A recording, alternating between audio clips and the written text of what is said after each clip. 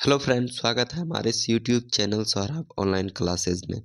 आज हम class 10th सामाजिक विज्ञान के 80 मोस्ट वीवीआई ऑब्जेक्टिव क्वेश्चंस करा रहे हैं। आप लोग इस वीडियो को शुरू से अंत तक जरूर देखें। इसका पहला क्वेश्चन देख सकते हैं। इसका पहला क्वेश्चन है, समाजवादी भावना का उदय किस क्रांति के फलस्वरूप हुआ था? समाजवादी भावना का उदय किस क्रांति के फलस्वरूप हुआ था? तो इसका आंसर हो जाएगा औद्योगिक क्रांति के फलस्वरूप हुआ था। अगला क्वेश्चन है कि कार्ल मार्क्स का जन्म कहाँ हुआ था? कार्ल मार्क्स का जन्म कहाँ हुआ था? तो कार्ल मार्क्स का जन्म जर्मनी में हुआ था। अगला क्वेश्चन है कि अंतर्राष्ट्रीय मजदूर दिवस किस तिथि को मनाया जाता है? अंतर्राष्ट्रीय मजदूर दिवस किस तिथि को मनाया जाता है? तो इसका आंसर हो जाएगा ऑप्शन नंबर घ 1 मई को मनाया जाता है। कब? 1 मई को मनाया जाता है। अगला क्वेश्चन देख सकते हैं कि दास कैपिटल किसकी रचना है? दास कैपिटल किसकी रचना है? तो कार्ल मार्क्स एवं एंगेल्स का। किसका हो जाएगा? कार्ल मार्क्स एवं एंगेल्स का। अगला क्वेश्चन है कि वैज्ञानिक समाजवाद की अवधारणा का प्रतिपादन किसने किया था? तो कार्ल मार्क्स ने किया था। अगला क्वेश्चन है कि दास कैपिटल का प्रकाशन किस वर्ष हुआ था? तो दास कैपिटल का प्रकाशन 1867 ईस्वी में हुआ था। कब हुआ था? 1867 ईस्वी में। वार एंड पीस किसकी रचना है? तो war and piece Leo Tolstoy की रचना है। वार एंड पीस किसकी रचना है? तो लियो टॉल्स्टॉय की रचना है। अगला क्वेश्चन है, बोल्शेविक क्रांति कब हुआ था? तो बोल्शेविक क्रांति नवंबर 1917 ईस्वी में हुआ था। कब हुआ था? बोल्शेविक क्रांति नवंबर 1917 ईस्वी में हुआ था। अगला क्वेश्चन है कि रूस में कृषक दास प्रथा का अंत कब हुआ था? तो रूस में कृषक दास प्रथा का अंत 1861 ईस्वी में हुआ था। कब हुआ था? 1861 ईस्वी में। रूस में जार का अर्थ क्या होता है? तो रूस में जार का अर्थ होता है रूस का सम्राट। क्या होता है? रूस का सम्राट। अगला क्वेश्चन देख सकते हैं कि 1917 की पहली रूसी क्रांति किस नाम से जानी जाती है? 1917 की पहली रूसी क्रांति फरवरी क्रांति के नाम से जाना जाता है। किस नाम से? फरवरी क्रांति के नाम से। अगला क्वेश्चन देख सकते हैं, लेनिन ने ब्रेस्ट लिटोवस्क की संधि 1918 किस राष्ट्र के साथ की थी?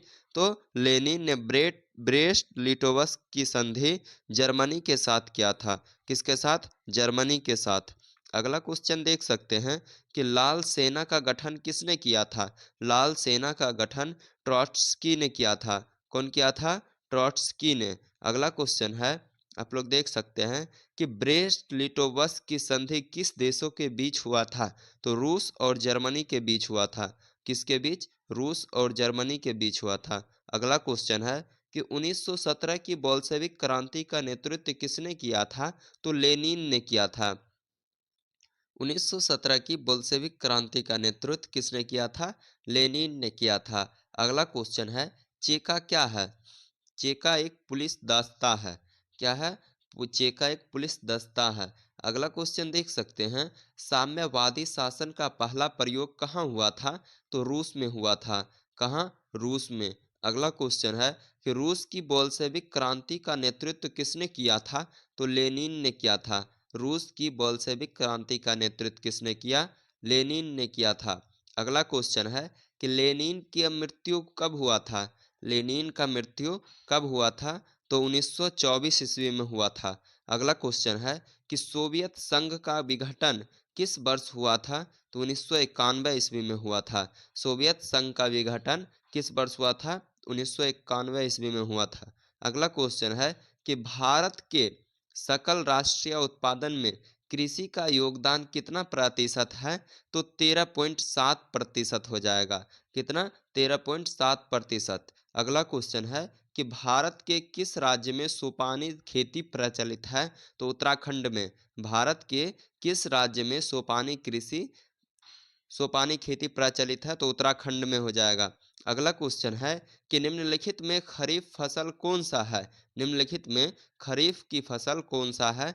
तो चावल हो जाएगा। क्या हो जाएगा? चावल। अगला क्वेश्चन है कि निम्नलिखित में कौन सा रबी की फसल है? तो चना हो जाएगा। क्या? चना। अगला क्वेश्चन है, अगला क्वेश्चन देख सकते हैं कि निम्न में से कौन खरीफ की फसल है? तो इनमें से सभी चावल, मक्का, कपास, इनमें से सभी क्या है? खरीफ की फसल। अगला क्वेश्चन है कि निम्नलिखित में से कौन रबी फसल है? तो गेहूं हो जाएगा। निम्नलिखित में से कौन रबी की फसल है? तो गेहूं हो जाएगा। अगला क्वेश्चन है कि निम्न में से कौन रोपण फसल नहीं है? तो धान। निम्न में से कौन रोपण फसल नहीं है? तो धान। अगला क्वेश्चन है कि भारत की प्रमुख खाद्यान्न फसल कौन सा है? तो धान हो जाएगा। क्या हो जाएगा? धान। भारत की प्रमुख खाद्यान्न फसल है धान। अगला क्वेश्चन है, चावल है, चावल इन कौन सा फसल है? तो चावल एक खरीफ फसल है। अगला क्वेश्चन देख सकते हैं, अगला क्वेश्चन है कि गेहूं, गेहूं कैसा फसल है? तो गेहूं एक रबी फसल है। गेहूं एक रबी फसल है। अगला क्वेश्चन है कि निम्न में से कौन मोटे अनाज का फसल नहीं है? तो गन्ना। क्या हो जाएगा? गन्ना। अगला क्वेश्चन है कि दाल किस पौष्टिक अंश का स्रोत है? तो प्रोटीन का। किसका? प्रोटीन का। अगला क्वेश्चन है कि निम्न में से कौन दलहन की फसल नहीं है? तो बाजरा। क्या हो जाएगा? बाजरा। अगला क्वेश्चन है कि सरसों किस प्रकार की फसल है? सरसों तेलहन फसल है। कैसा फसल है? तेलहन फसल है। भारत में बागानी कृषि की शुरुआत हुई थी 1880 ईस्वी में। भारत में बागानी कृषि की शुरुआत हुई थी 1880 ईस्वी में। निम्न में से कौन सी फसल बागवानी फसल नहीं है? तो कपास हो जाएगा। अगला क्वेश्चन है कि भारत में किस फल का उत्पादन सबसे अधिक होता है? तो केला का। भारत में किस फल का उत्पादन सबसे अधिक होता है? तो केला का। अगला क्वेश्चन है कि आम के उत्पादन में भारत का विश्व में कौन सा स्थान है? तो प्रथम स्थान है। अगला क्वेश्चन है कि भारत का सर्वाधिक काजू उत्पादक राज्य कौन सा है? तो केरल हो जाएगा। अगला क्वेश्चन है, इनमें कौन प्राकृतिक आपदा है? इनमें कौन प्राकृतिक आपदा है? तो इसका आंसर हो जाएगा महामारी। क्या हो जाएगा? महामारी। अगला क्वेश्चन है कि निम्नलिखित में से कौन मानव जनित आपदा नहीं है? तो सुनामी। निम्न में से कौन मानव जनित आपदा नहीं है? तो सुनामी। अगला क्वेश्चन है कि इनमें से कौन सी प्राकृतिक आपदा नहीं है? तो आतंकवाद। अगला क्वेश्चन है कि सुनामी लहर चेतावनी प्रणाली केंद्र की स्थापना स्थापना कहाँ की गई थी? तो इसका आंसर हो जाएगा चेन्नई, तमिलनाडु में। अगला क्वेश्चन है कि निम्न में इनमें से कौन प्राकृतिक आपदा नहीं है? तो गरीबी। गरीबी प्राकृतिक आपदा नहीं है। अगला क्वेश्चन है कि निम्न में से कौन मानव जनित आपदा नहीं है? तो इनमें से कोई नहीं। निम्न में से कौन मानव जनित आपदा नहीं है? सांप्रदायिक दंगा, आतंकवाद, रेल दुर्घटना, ये सब मानव जनित आपदा है। यहाँ पूछ रहा है कौन नहीं है, तो इसमें से कोई नहीं है। अगला क्वेश्चन है कि सुनामी प्रभावित क्षेत्र में मकानों का निर्माण कहाँ करना चाहिए? सुनामी प्रभावित क्षेत्र में मकानों का निर्माण कहाँ करना चाहिए? तो समुद्र तट से दूर ऊंचाई पर। अगला क्वेश्चन है कि भोपाल गैस त्रासदी किस प्रकार का आपदा थे? भोपाल गैस त्रासदी किस प्रकार की आपदा थी? तो इसका आंसर हो जाएगा मानव जनित आपदा। अगला क्वेश्चन है कि कितने प्रतिशत कम वर्षा होने पर किसी क्षेत्र को सूखा घोषित कर दिया जाता है?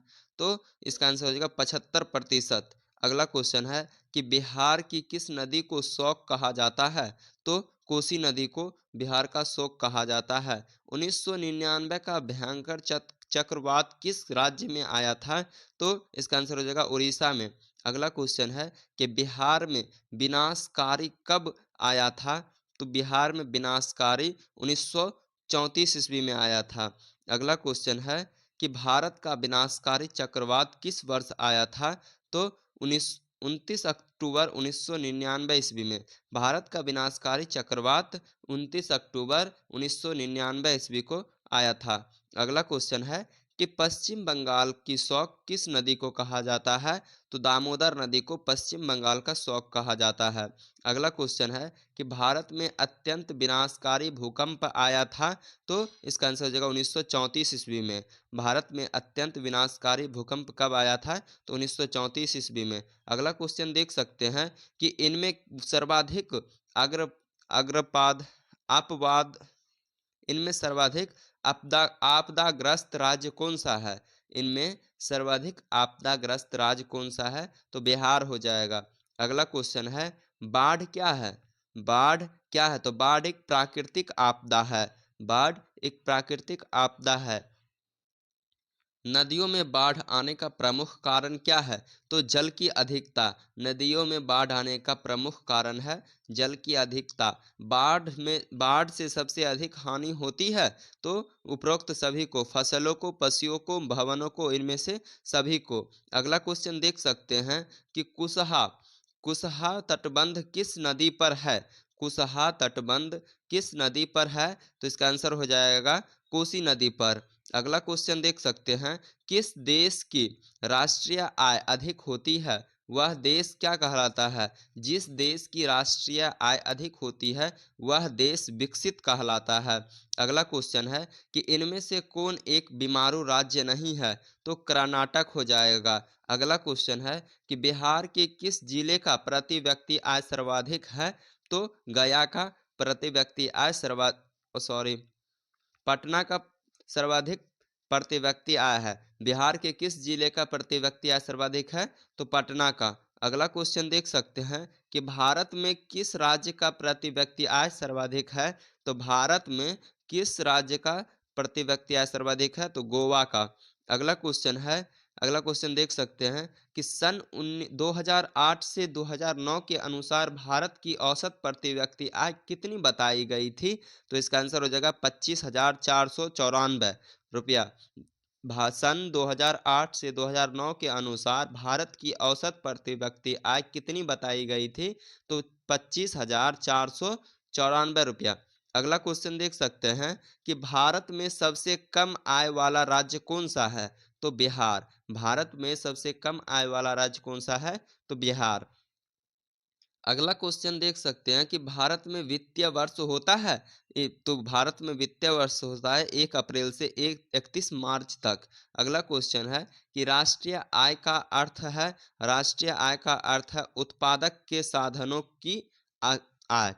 राष्ट्रीय आय का अर्थ क्या है? उत्पादक के साधनों की आय। अगला क्वेश्चन है कि भारत में राष्ट्रीय आय की गणना के लिए सामान्य प्रमाणित संस्था है? तो इसका आंसर हो जाएगा केंद्रीय सांख्यिकीय संगठन। अगला क्वेश्चन है कि दादा भाई नौरोजी ने सर्वप्रथम राष्ट्रीय आय का अनुमान कब लगाया था?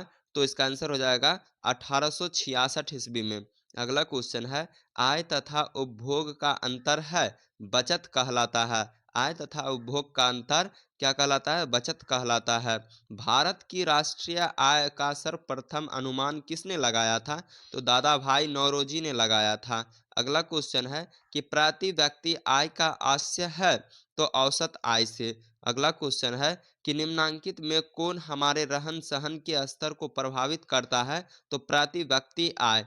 अगला क्वेश्चन है कि राष्ट्रीय आय की गणना की कितनी विधियां हैं? तो इसका आंसर हो जाएगा 5। अगला क्वेश्चन है, भूमि का परिश्रमित परिश्रमिक उसकी आय के रूप में क्या प्रकट करता है? तो लगान प्रकट करता है। अगला क्वेश्चन है कि भारत में गरीबी रेखा के नीचे रहने वाले लोगों की संख्या कितनी है? तो 29.8%। कितना हो जाएगा? 29.8%। अगला क्वेश्चन है, बिहार में कुल घरेलू उत्पाद कितना प्रतिशत है? तो 11.3%। क्या हो जाएगा? 11.3%। बिहार की प्रति व्यक्ति आय देश भर में कितना न्यूनतम है? बिहार की प्रति व्यक्ति आय देश भर में न्यूनतम है। अगला क्वेश्चन है, बिहार में सबसे कम प्रति व्यक्ति आय वाला जिला कौन सा है? तो शिवहर है।